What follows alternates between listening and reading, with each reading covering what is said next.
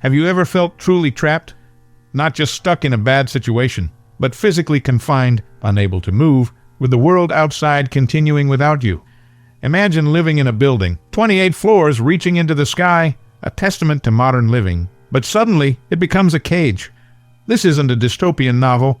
It's a terrifying reality for many, especially for those in their golden years, whose independence often hangs by a delicate thread.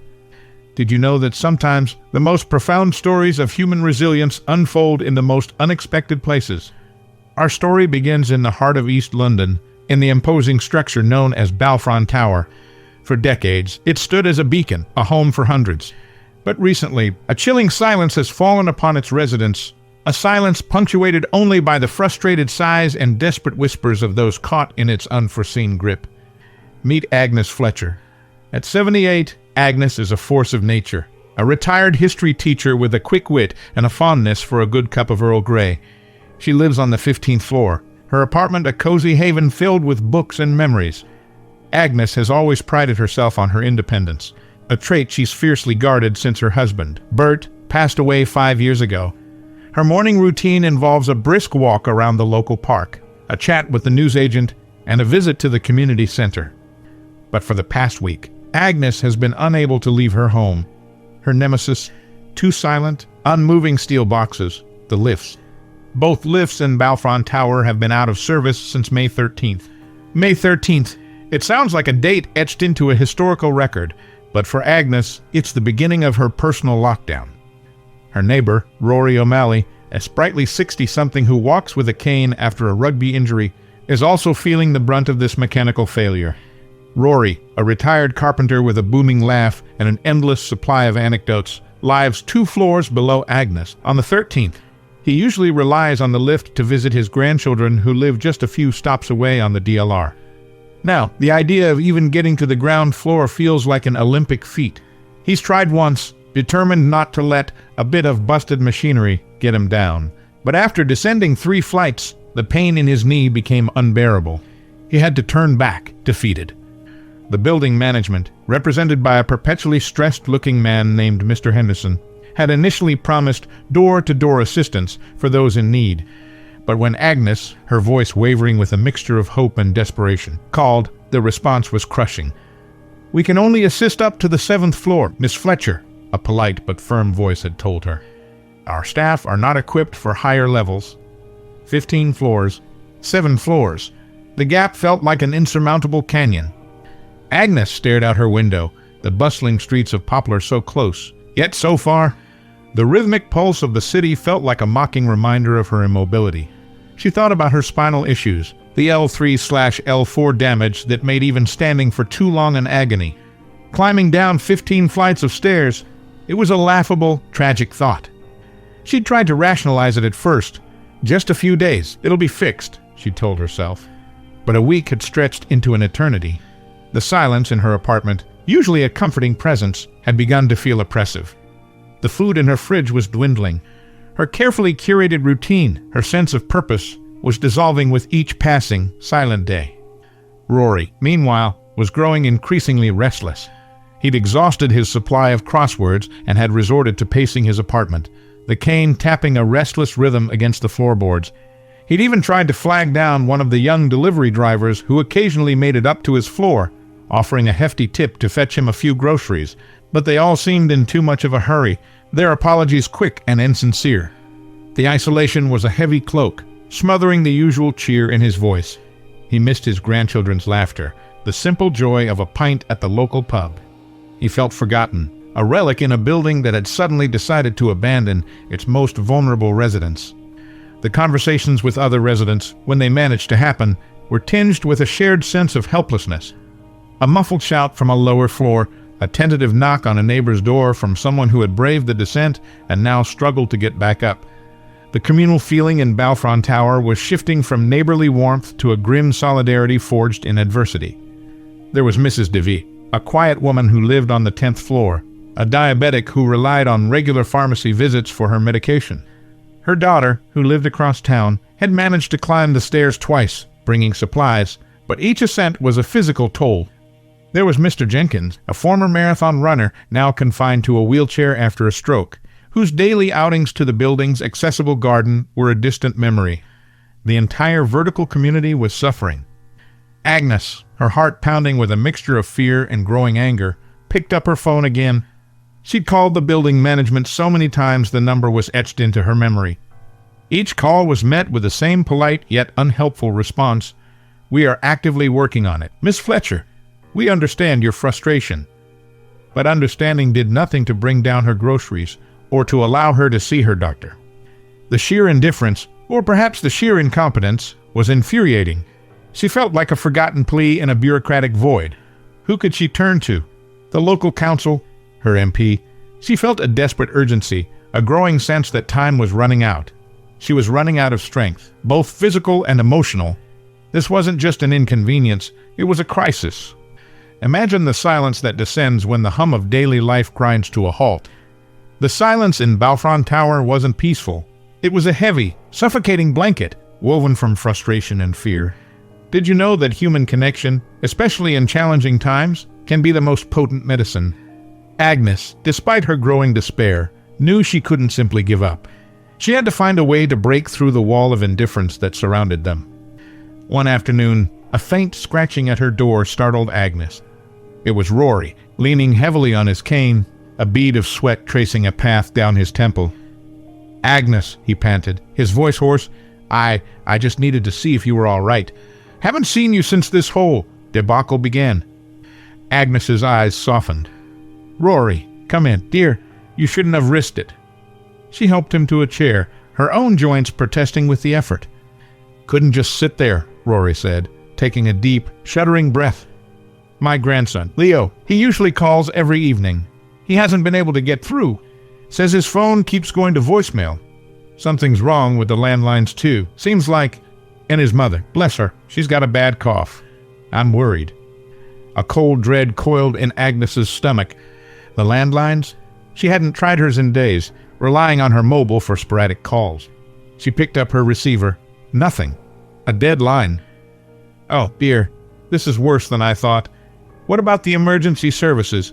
What if someone needs help? Truly urgent help?" Rory shook his head, his face grim. "I heard Mrs. Davies on the 9th floor. Her asthma flared up yesterday.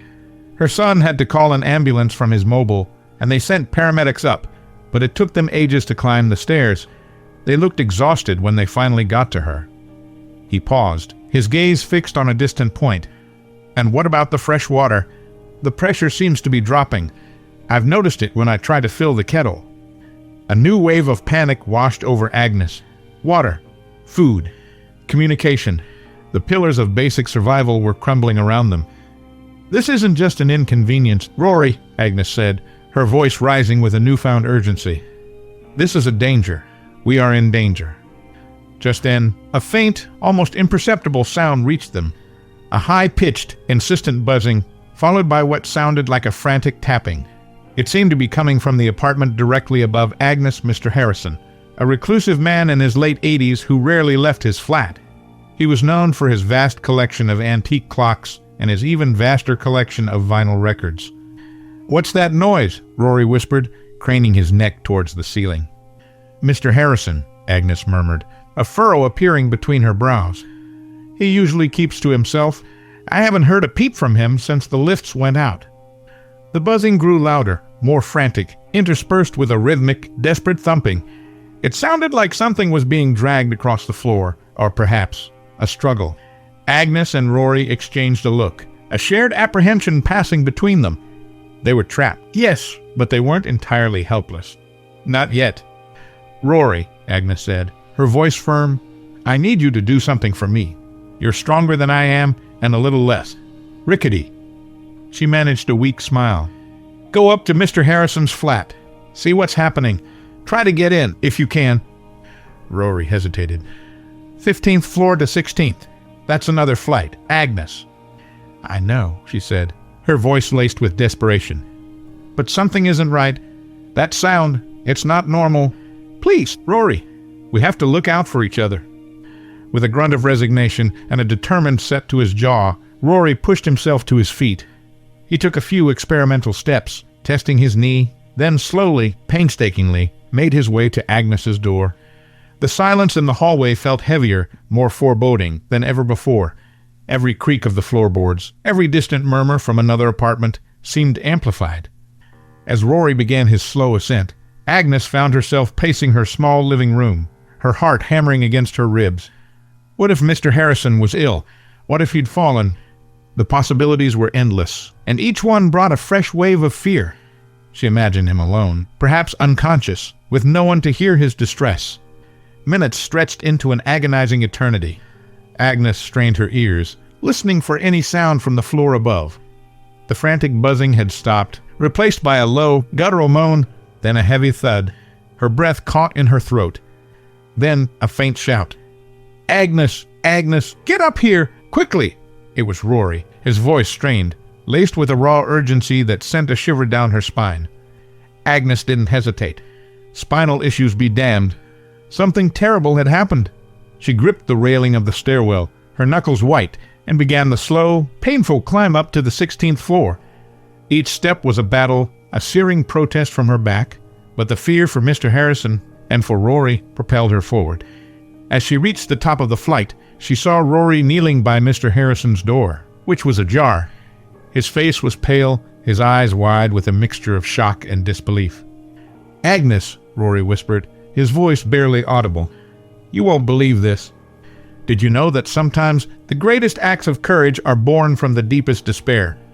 Agnes, her breath ragged, finally reached the 16th floor landing. The sight that greeted her sent a fresh wave of shock through her already weary body. The door to Mr. Harrison's apartment was indeed ajar, and inside, the scene was one of disarray. A large, ornate grandfather clock lay toppled on its side, its delicate chimes silenced.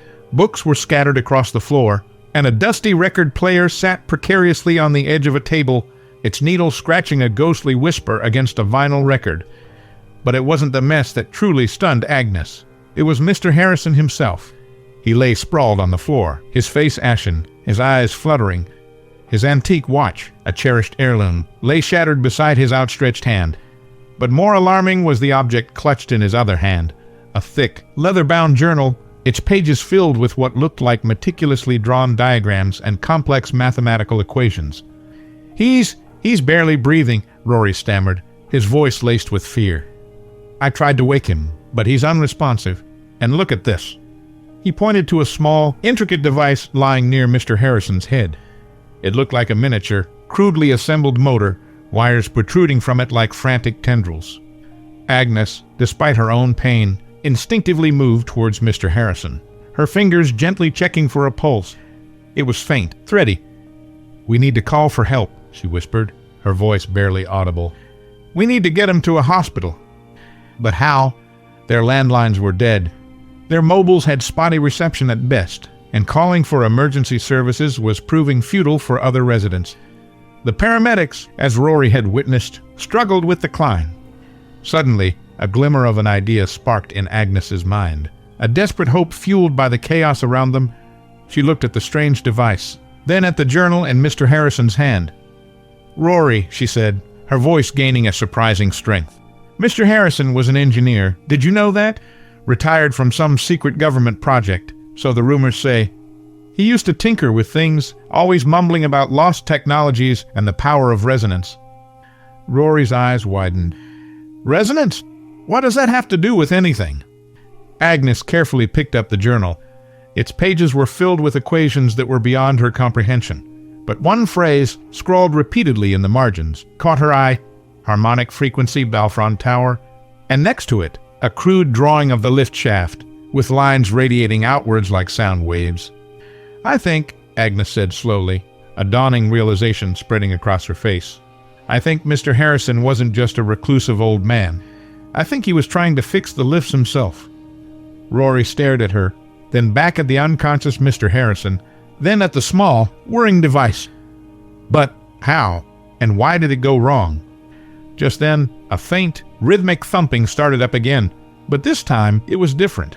It wasn't frantic. It was a steady, almost mechanical pulse, emanating from deeper within Mr. Harrison's apartment. Agnes and Rory exchanged another look, a mixture of fear and growing curiosity. They cautiously followed the sound, their eyes scanning the cluttered room. Behind a towering stack of vintage radios, they discovered a hidden alcove. Inside, nestled amongst more wires and tools, was a larger version of the device Mr. Harrison had been holding.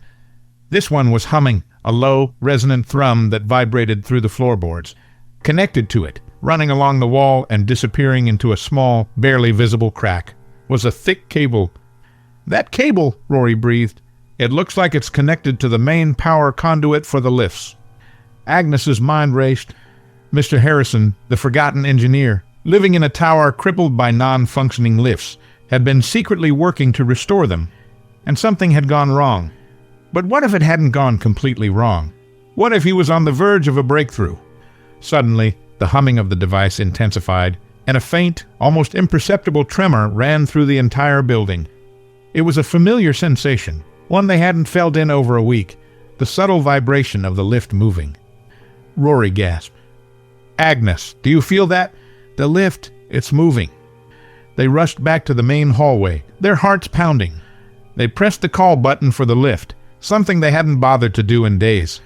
And to their astonishment, the indicator light flickered, then illuminated, showing the lift descending, slowly, agonizingly slowly, but it was moving. A sense of disbelief, then overwhelming relief, washed over them. Mr. Harrison, in his final, desperate act, had managed to activate one of the lifts, at least partially, but his condition remained critical. "Rory," Agnes said, her voice filled with a renewed sense of purpose, "we need to get Mr. Harrison downstairs, and quickly. We have to use this window of opportunity." With great effort, and carefully avoiding his injured leg, they managed to gently lift Mr. Harrison and carry him into the miraculously moving lift. The descent was slow, punctuated by strange creaks and groans, but with every floor they passed, the sense of hope swelled.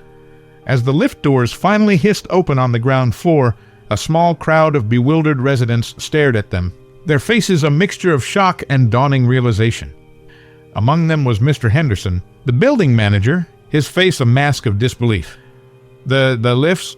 How?" Agnes, though exhausted, met his gaze with a fierce determination. "Mr. Harrison," she said, her voice ringing with authority, "our neighbor, was working to fix them himself. He needs immediate medical attention. And you, Mr. Henderson, need to ensure this lift and the other are fully functional and safe for every resident, especially our vulnerable ones." The story of Balfron Tower and its trapped residents quickly spread, and with it, the quiet heroism of Mr. Harrison, Agnes, and Rory.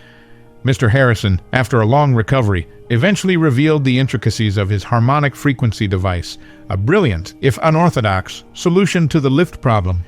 He attributed his collapse to exhaustion and a faulty connection he was trying to mend.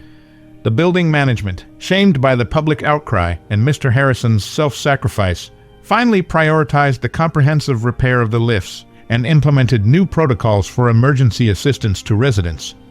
Agnes, no longer trapped, became a vocal advocate for the rights of senior citizens, ensuring their voices were heard and their needs met.